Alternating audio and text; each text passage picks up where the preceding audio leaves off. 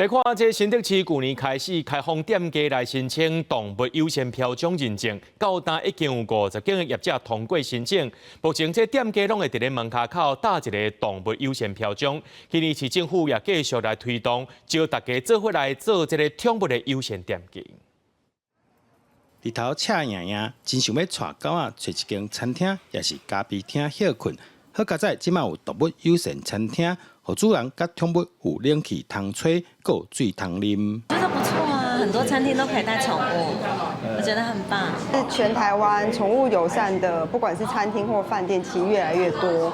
那其实他们都还蛮乐于就是可以让宠物，不管是进餐厅或什么的，其实相较于以往真的多很多了。新竹市去年开始，民众只要看到店家门口有打动物友善标种认证，就当带宠物入去。头家讲，即马真侪民众厝内拢有饲宠物，开放宠物其实对提升生理嘛有帮助。因为他们会有一个固定的族群嘛，对不对？它也需要一个空间，然后甚至朋友跟朋友之间都会带毛小孩互相交流。其实我觉得这是个很好的一块。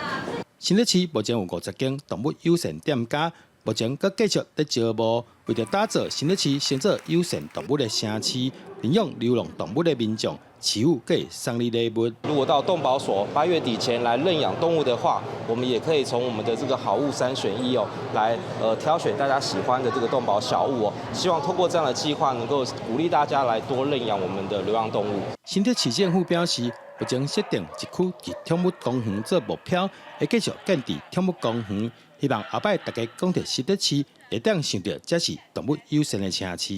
记者杜君和。